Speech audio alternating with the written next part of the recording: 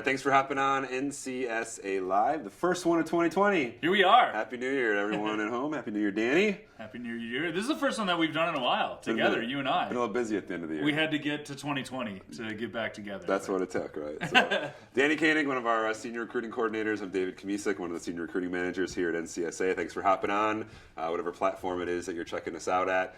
We appreciate you, as always, tuning in. And as always, we're here to educate about the recruiting process and answer some questions as well. So any questions that you guys may have throughout the next half hour or so, feel free to jot them at the bottom of whatever platform it is that you're watching, and we'll get to as many as we can here over the next half hour or so. 20th anniversary of NCSA. That's right. It's funny, when we started Facebook Live back then is what it was called. It was not nearly as the production that it is now. So we're growing as a company, we're evolving as a company, as is NCSA Live. So we're excited to kick off the new year and our 20th anniversary year with an important topic in the recruiting world, scholarship, something that 99.9% of all families in the world probably want. And we're here to help hopefully figure out what that process looks like, what are the scholarships involved, and you being a former college coach and college athlete know all about the juggling act of trying to fill your roster with scholarship athletes. That's right, and it can be a real challenge for coaches and student athletes alike to kind of figure these things out. So really, we're going to do this in two parts. We're going to come back, talk about scholarships next week as well. That's going to be kind of the practical adaptation for where these scholarships are coming from, what to expect when you sit down from a college coach, kind of how that falls into the timeline. Today, we're really just kind of defining the types of scholarships, where your money is going to come from, so more of an educational position on that. Again, happy to answer any questions you guys have about the scholarship timeline and that process, but we will be tackling that next week. So for today, we're just going to go over what these types of scholarships are, right? Try and outline that for you guys. Anything from a full ride all the way, we were just talking about red shirts, blue shirts, green shirts, some of these new terminologies where coaches will eventually ideally be offering scholarships, but sort of a delay tactic on their end. So let's start with the one that everybody's out for, the full ride scholarship. So what are we talking about in terms of full free ride? Education is what That's we're talking about. right. Free education, and in some cases you're getting a little bit more, room and board, books, etc. So that full ride scholarship, we kind of break this down into different categories as coaches. There are sports where you have a head count, and those head count sports are basically able to offer you a full ride, a half a ride, or no scholarship at all, right? The other side of that coin is equivalency sports, where they can break that up into chunks. So if they have 10 scholarships to give, they might be able to give a student athlete half a scholarship, 30% of a scholarship, 80% of a scholarship. So those are kind of the two different camps that we're looking at. Yeah, so Division I basketball, for example, each program has a max of 13 scholarships to use. Those are full scholarships. So they're not breaking those up into pieces like Danny mentioned. If you get a scholarship at a Division I basketball program, it is a full ride scholarship. Other sports may only have 4.5 scholarships for their entire program to use, so they're breaking those up into pieces where they're giving you maybe 25% of an athletic scholarship, maybe 30%, whatever money that coach may have available is going to be what they're trying to use to bring players into that program. So obviously the full ride is the one that's most coveted, but in a lot of sports it's actually very rare for you to receive a full ride scholarship just based on the athletics. Sure. Actually very rare in general that someone's going to get offered a full ride. Sure. You have to be in that sport, right? You have to be that good to get a full ride offer. If you're in one of the equivalency sports such as swimming, where I was coaching, very, very rarely were we giving out a full ride. I mean, you would have to be one of the best athletes in the country at that point. And then there's no guarantees that you're going to be on a full ride for 4 years, right? Which is something that we'll dive into down the line. So full ride scholarship, a little bit elusive. It's something that everybody's looking for, but very, very rare. And then there is opportunity for partial scholarships with the equivalency sports, some of the less popular sports, where they can dole out certain percentages of that. But it's not all about the scholarship. It's not all about the scholarship in your first year. There are other avenues to getting scholarships, and what are some of those avenues? Yeah, so in the equivalency sports, that's one of the big ones where maybe your freshman, sophomore year, you're not a scholarship athlete, but if you've worked and earned that opportunity to get some athletic money, if that coach has money available, because again, you may have 4.5 scholarships for your entire program, but you may only have a half scholarship available for the 2021 class.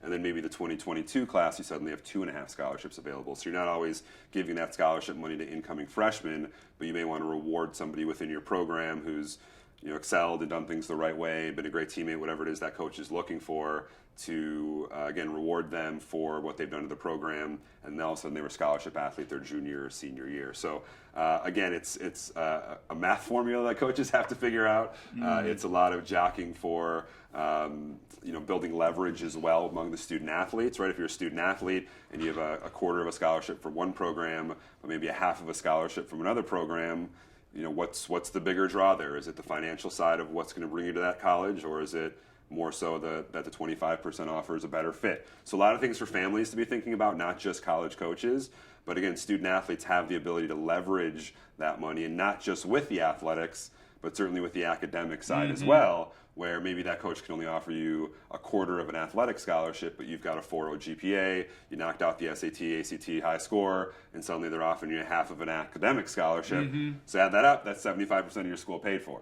So again, that's where the academics come into play, very important when it comes to scholarship, knowing that, again, coaches can what's called stack that scholarship money between the athletics and the academics. Yeah, and I think that's a good point, because when we had talked about scholarships initially, we were strictly talking about athletic scholarship offers between the head count sports, the equivalency sports. What he brought up is a totally different, totally separate, totally outside of athletics, the ability to earn merit money or academically based aid. That is something that comes strictly from the financial aid department in admissions and has nothing to do with those college coaches. However, they can add scholarship to that, and they can act as a liaison between yourself in the financial aid department, kind of get some insider information. We used to do what we call pre-reads, so we would send information, pretty generic, basic stuff based on unofficial transcripts and such, on what the school might be able to commit in terms of scholarships. So we had an idea going into what that student athlete may be able to earn in terms of tuition credit, and then we could add additionally to that from the swimming side of things, which was really important, because when I was working at D1, we were not fully funded. Right. We probably only had about 4.5 to go around, probably less for the men. So that academic portion of it, to where you can get some merit money, was really important for a program that was not fully funded in terms of the amount of scholarships allowed by the NCAA. So yeah, that's something totally different, and it's going to be totally different at Division IIIs, which we're going to get to here in a little bit. Two things real quick before we move on Sure. there. I think, again, this is there's a lot working here. So I think, number one, not every program, like Danny said, is fully funded. So just because a program has 10 scholarships to use doesn't mean they're using all 10 scholarships. That university may say, hey, we can only afford to give you 5 scholarships. So again, based on what division you're in, you have a max amount you can use, but it doesn't mean that program is always going to be And that's using all that max dictated amount. by the NCAA. Right. That's not by school. Like for swimming, it was 9.9 men's scholarships, 14 full for the women. So that's the most that the NCAA will allow you. Right. The school, whatever they have going on, is a totally separate conversation. And in terms of the stacking of scholarships, again, that's where the academics can really be a huge advantage for a student athlete, because as a college coach, you can maybe try to help get that student athlete a little bit more money if you really want them to come to the school. And again, you're handcuffed in terms of how much athletic money you could offer. So again, that's where student athletes and families, you can leverage yourself and leverage the offers that you have or the money that you have against other schools if scholarship's really important and you're trying to maximize how much money you have coming in to pay for as little of school as possible. So again, there's a lot of nuances within the scholarship process, which makes it complicated, which makes it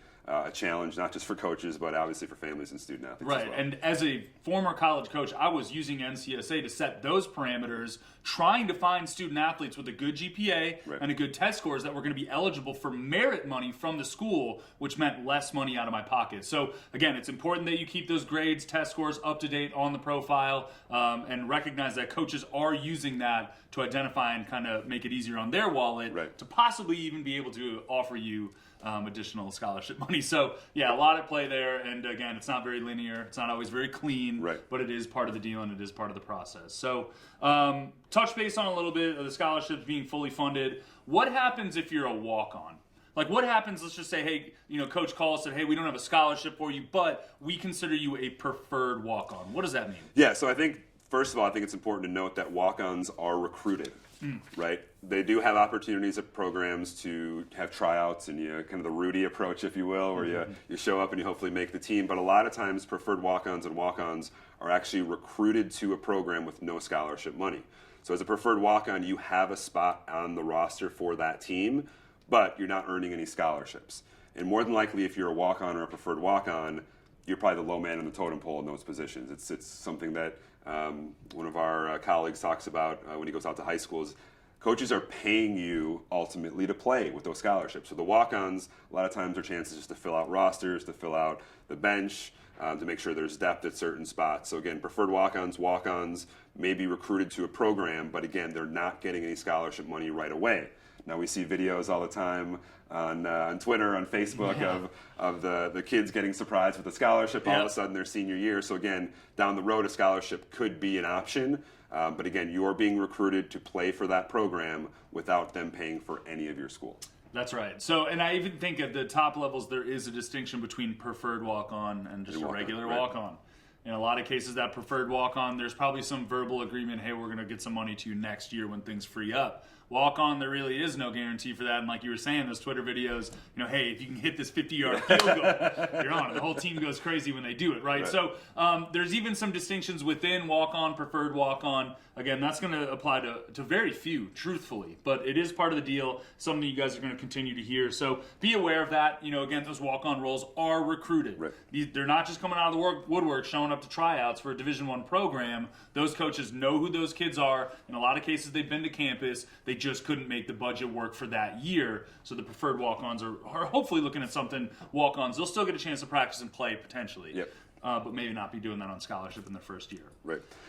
Redshirt. So another thing that we hear, we have red shirts, gray shirts, blue shirts, green shirts. Red shirt's typically the most common colored shirt in the recruiting world, so we'll stick with that one. But to redshirt is you're still a scholarship athlete. You're on the roster, but you're not using that year of eligibility. So for example, let's say you get recruited to a basketball program. Ultimately, your NCAA clock starts ticking once you're a full-time student athlete. And you have 5 years to use up your 4 years of eligibility. So let's say you come to a program, coach really likes you, but just feels you need to develop your skill a little bit more, maybe get bigger. That first year, you may redshirt. So you're still under scholarship, but you're not allowed to play for that team. You can practice with the team. You can still do a lot of the things that the team is doing, but you cannot play in games. So technically then your sophomore year of academics, you are a redshirt freshman, and you still have 4 years of eligibility to use. Not very often are you recruited knowing that you're going to redshirt. It kind of depends when you get into the program what the coach's needs are, but occasionally you will be recruited knowing that you're going to redshirt your freshman year just based on the need of that program or maybe the development and the projection that coach sees in you. Yeah, and again, a lot to unpack there, right? Again, redshirting means that you are still on scholarship, but you cannot play. And there's all kinds of crazy caveats with the redshirt. Occasionally, you will see somebody apply for a 6th year of eligibility based on some kind of hardship. And in a lot of cases, actually, I think some of the redshirt athletes will declare their redshirt, but they're still actually allowed a certain percentage of their season to play. So they're still going to be out there playing, participating, but it's only up to a certain percentage of the amount of games played. So there's a lot of caveats to the redshirt. I think the important pieces are, number one, those people are usually on scholarship, right? It's going to extend their NCAA playing years to 5. Where they are not technically using one of those years because of medical hardship or because they're sitting out for developmental reasons. But yeah, a little bit of there's some strange nuances with red shirts, and it only gets stranger from there as we start talking about blue shirts and green shirts. So red shirt is one you're going to hear, very common, thrown around a lot. It just means you're using up a year of eligibility without actually being a part of the team or playing for the team. Yeah, the injury is another one, right? So you play your freshman, sophomore year, junior year during, preseason, you tear your ACL, you're out for the year. You can redshirt that year still, even though you've already played 2 years. You're still under scholarship. Now you're just saving an extra year of eligibility so that you can still play 2 years after that injury. So again, a lot of nuances there. Not incredibly common, I would say, but they are at the higher level, I would say, more common in a Division I school. Again, a coach is trying to figure out how to best maximize their scholarship money, and if they feel that they have 4 centers and you don't need to be a 5th center on the roster and we're burning a year of eligibility, let's let you grow, let's let you develop, wait till a couple of seniors graduate so you're able to still play 4 years. But it is a risk, right? You redshirt that freshman year, you burn that red shirt, you have 4 years. If you're injured down the line, that's where you have or ineligible, or you transfer, you could be in some trouble there. So again, pretty much the top levels. I don't think I ever saw anybody redshirt for any other reason outside of medical for swimming. It's just not that common to redshirt in your freshman year for that extra year of development. Most sports will be recruited to participate in their freshman year. So lot of good stuff going on there. Gray shirts, gray shirts, this is basically when a coach is offering roster spots for more roster spots than they have. Whether or not there's scholarship attached to that, I mean, very infrequently would that be the case. So gray shirts are basically a way for a coach to provide themselves a little bit of insurance. Like, hey, you might play on our team next year. We like you, we just don't know if we like you that much. And that's not a term that's thrown around a lot, gray shirts. That's just kind of coaches coining something to be able to say we're keeping people in reserves, ultimately. So, you could potentially be on scholarship in your second semester as a gray shirt, which is kind of interesting. So that's kind of the initial marker, like, hey, you didn't quite make the squad, but we could reevaluate for second semester. Yeah. So again, strange. Not something anyone should shoot for in recruiting. These are again more like plan L's, not even plan D or E or F. Like this is way down the plan list. So. Blueshirt, again, unrecruited players to be offered a scholarship at the beginning of their freshman year. The frequency with that not very often. I don't think it happens very frequently. I mean, you might catch a couple cases every year, maybe, right? Unrecruited players to be offered a scholarship. So you'd be a blue shirt, and then we're coming down to green shirts. A little more common, I'd say. Right? I would say so, yeah. Yeah, you get a kid that graduates high school in December, a little early, and they want to kind of get a jump start on it, so they enroll at the school. They maybe use that year of eligibility their fall or their spring semester. Maybe they decide to just kind of sit out and get acclimated with the academics and all that sort of stuff. I'm a Marquette grad. Recently, Joey Hauser, a year and a half ago, graduated in December, enrolled at Marquette for the spring semester, didn't use any eligibility. And then the next full school year is when he actually started playing for the basketball team. And probably started on scholarship at that point. Correct. So a lot of them don't. Well, they had an extra scholarship once he started school, so they were able to give that to him, and he enrolled earlier than he was supposed to. So you see the situations. It's not always so cut and dry all the time, right? Some of those asterisks. kids, right, and they don't necessarily need to come in on scholarship initially. They could just take that semester, which is going to allow them to be eligible to practice with the team in the off season, practice with the team over the summer, get to know those guys. A lot of cases they will start on scholarship that following fall. So a lot of different things there. I think the primary ones, obviously full rides, partial rides. Then we start to dive into the preferred and the walk-on situation. Below that, the nuances between, redshirting for medical reasons and then, gray, blue, green, right? A lot, I mean, again. Orange, pink. Who knows what they'll make up here in 2020? I don't know. So again, a lot of talk about scholarships. I think, again, like we talked about, a lot of kids enter the recruiting process gunning for scholarship. But the reality, unfortunately, is, and we kind of talked about some of the numbers, for men's swimming, 9.9 scholarships for a Division I program that sometimes had 40, 50 people on it. So again, the chances of getting a scholarship in recruiting is very difficult. That's why we always stress the importance of starting this process early. The earlier you start, freshman, sophomore year, we're talking in some case 8th grade, if your kid's that good or if you're that committed, the more scholarship opportunity you're going to have, because again, it's difficult to come across scholarship money. For crying out loud, do well in the classroom. Get help if you need it. That's your best shot for earning money.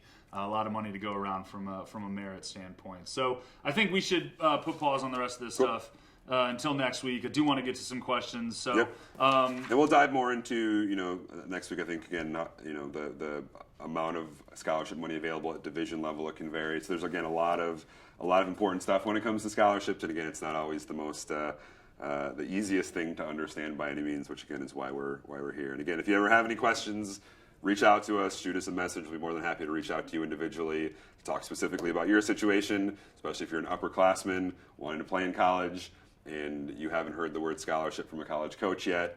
It's a little bit of a red flag, and time is ticking. So but let's get some questions here, like Danny said. So Mark had a question regarding baseball. Is it typical for JUCO baseball to recruit late? And just so everyone's aware, junior colleges do and can offer athletic scholarships. Now, is he talking scholarship to a 4-year? So he's saying for JUCO, so they can get recruited from high school to a JUCO level for baseball. And earn scholarship for that? Is it just typical for them to recruit late? Yeah. I would say yes, just because a lot of the JUCO kids are probably kids that think they want to play at a higher level, but maybe were under-recruited.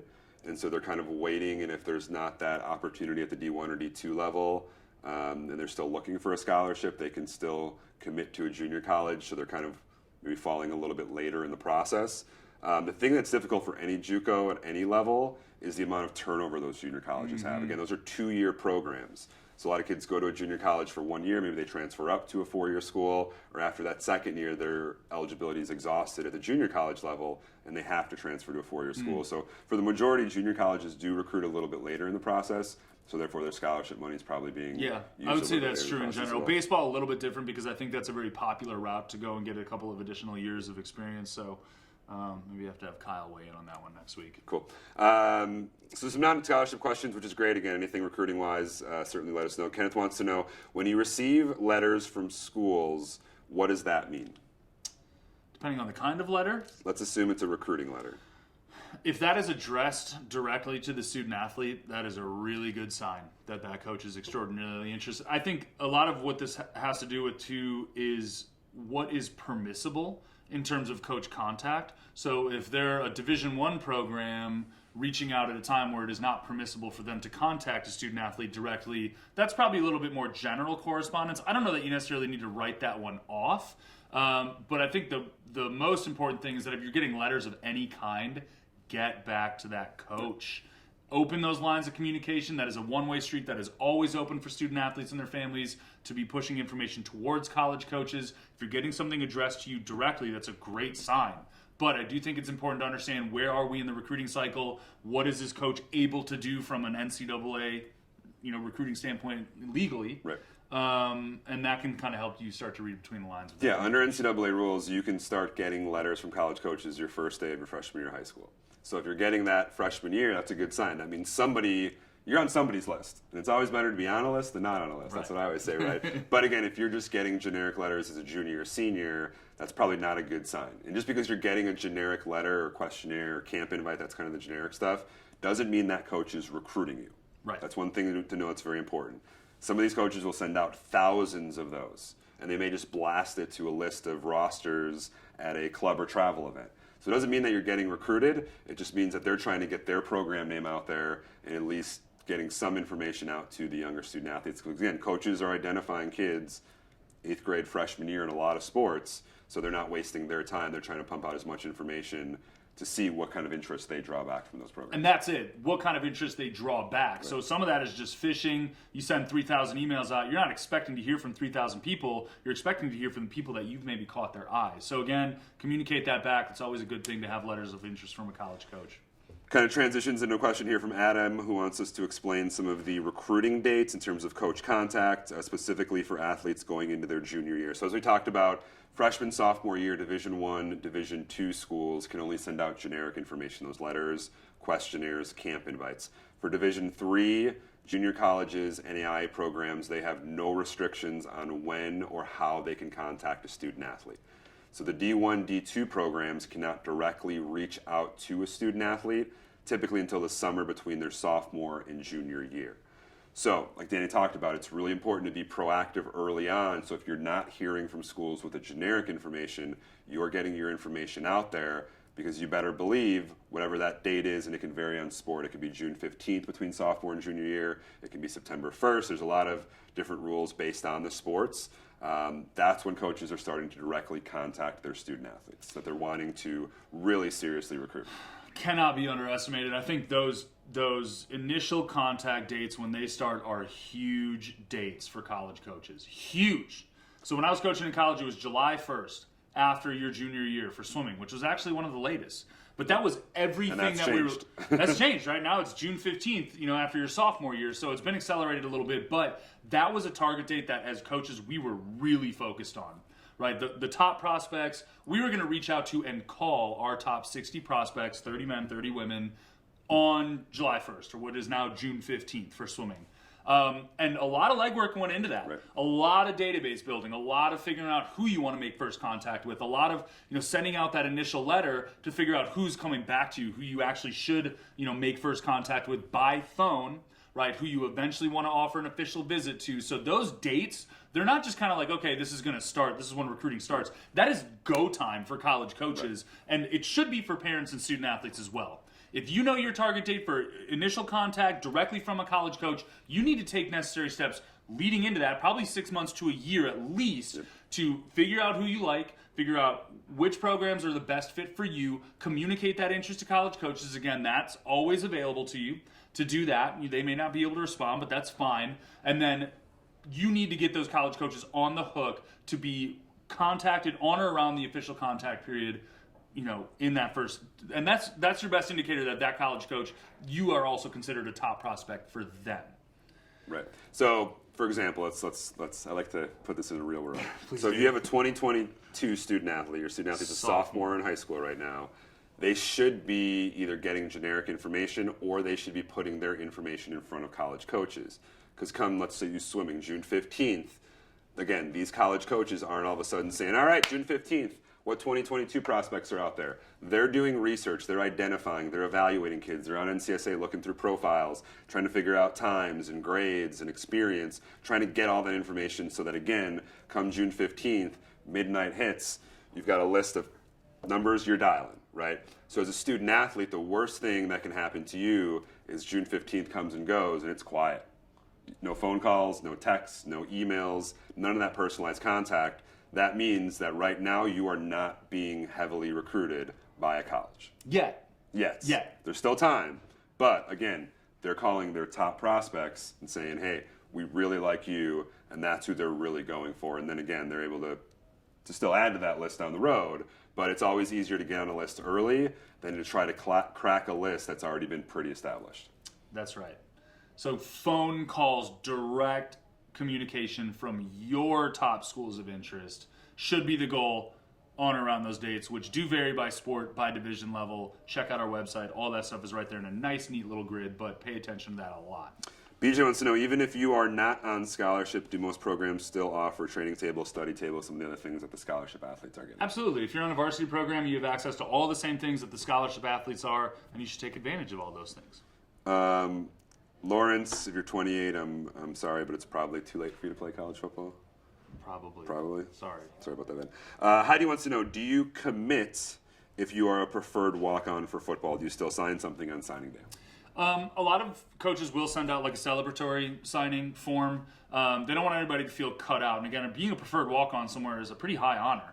I mean, that usually means that you're going to get some playing time and or someone those coaches are really trying to identify as someone that can help them down the line. So there is not an actual national letter of intent signing, right? Because there is no scholarship offer. But when there is, when the high school hosts a thing and they put the nice little table skirt out and everybody's got their hats on, sometimes, the preferred walk-ons will sign something just to kind of indicate, again, celebratorily, they are going somewhere and they're going to be part of a program next year. So, yeah, it's an option. Cool. Tammy wants to know, are there official visits for D3? And if so, what does that mean? Not coined official visits, although a lot of coaches will say that. Official visit means that a coach and a program is paying for you to be there, right? So they're going to cover your flight in, your hotel, your room and board when you're there. That's not an option at Division III because they don't pay for you to be there. Some coaches might still say, hey, our official visit dates are here. But they'll still host those types of things. We would set that up and try and give student athletes that we were recruiting a good experience. Really wanted to give a decent cross-section of what our program was, of what the school was, and not try and paint something that we were not, which was really valuable both for us and the student athletes. So yes, Division III coaches will host something in the format of an official visit. They won't coin it like that all the time, but it's a very similar process. Yeah, I mean, Division III schools still have to recruit kids, right? There's no athletic scholarship money, kind of getting back to the initial topic there. You guys will dive into more of that next week. So even though they're not offering athletic scholarships, they still have to recruit kids onto their campus. That includes visits, unofficial, official, however you want to verbalize it. The advantage for D3 is you can go on as many of those visits as you like. Division I level, there's a max of 5 official visits, unlimited amount of unofficial visits. So again, there's some different rules there based on division level. And again, what is an official versus an unofficial. But again, for D3 schools, you guys know you're still out there actively recruiting kids, trying to lure kids I've to your recruited program. the same D1 and D3. The only difference is that there was some scholarship and those deadlines were pretty hard. Right. So that contact period, when I was able to contact, I really needed to have my act together. Division III is a little bit more loose, a little bit more fluid than that. But the recruiting process was very much the same, and I was putting in the same amount of work at a high academic Division III than I was at a Division I. So I think that's actually changed a little bit here for Division III in the last 15 to 20 years, that the recruiting piece has actually kind of pushed the Division III up a little bit. Cool. Awesome. Appreciate the questions. As always, again, Danny and Kyle Winters, I'll be back here next week to talk more about scholarships, dive more into the division levels, some of the things that we didn't get a chance to hit on. Otherwise, we'd be here for the rest of the day, and we have other things to do. But we do want to end it out like we do every NCSA Live with some of our commitments. So why don't you kick it off, Danny? This is what we do it for, right? So we have 3 seniors today. We're starting out with women's lacrosse, Jordana Dashna. She is from Waterford, Connecticut. She's going to Lewis University right here in state. She's going to be a flyer next year. That is a Division II program in Romeoville, Illinois. I feel like we need to shout out to Mallory Winters there. Yeah. Mallory Winters now. That's right. Softball coach at She Lewis is University, now the former head. friend of NCSA. I was a friend of NCSA, but assistant coach there for the softball program at Lewis University. Speaking of softball, Malia Smith out of Boise, Idaho, making the trek across country to MIT, Massachusetts Institute of Technology. Division III program, obviously an incredible academic program, so I'm guessing Malia probably had her grades in order. We talked about the academics here a few times. So again, for somebody to take advantage of our network and be from Boise and now be up in the Northeast there, that's, again, the power of our network and college coaches and student athletes being able to connect. And obviously, I'm guessing a great fit for Malia there at a very high academic school. Yeah, you could do a lot worse than MIT. So, they're Will officially the Engineers, but I think their mascot is a beaver, if I'm not It mistaken. should be Will Hunting. He should be there. Yeah, it should be. With a mop. Yeah. Well, that makes a lot more sense. Does anyone get that joke? I got it. Okay. Yeah. Engineering, though. That's what they do over there. So, last one from us, Tim Stapleton. He's a wrestler. He's from Carver, Minnesota. He's staying in state. He's going to the University of Minnesota. He's a Golden Gopher. It's big time. Yeah, it is big time. They're in the Big Ten. Up there in Minneapolis. Nice campus, great school, good business school at the University of Minnesota. So congratulations to Tim, the other ones there, for finally forging through this process and being able to commit to the school of their choosing. Yeah, and again, some selfishly, let's congratulate ourselves. Okay. I mean, for NCSA, again, Division I programs, high D1 kids, high academic D3 kids. Again, the power of our network is pretty great. But so what? We had a Division I, a Division II, and a Division III, right? High Connecticut academic. to Illinois, Idaho to Massachusetts. So you take, again, you have 3 kids here that have finally gotten to where they want to be ultimately, but they set out with different goals from each other. Right. Obviously different sports, but different, kind of focuses for where they want to go to school, geographically, academically, those sorts of things. So you have really kind of 3 different people with, all ending up at the same spot. Ultimately, they've committed to the program of their choosing, which is really what we do best, is help student athletes and their families do that. So always a pleasure, always an honor to be able to shout out some of our seniors that have done what they were supposed to do and got to where they wanted to be. So very happy about that. Awesome. Well, again, Danny and Kyle Winters are back here next Tuesday, 2 p.m. Central, like always, to talk about scholarships a little bit more in depth. So always a pleasure, Danny. Happy 2020, 20 years of NCSA. We appreciate you guys hopping on, and Danny and Kyle will see you guys back here next Tuesday.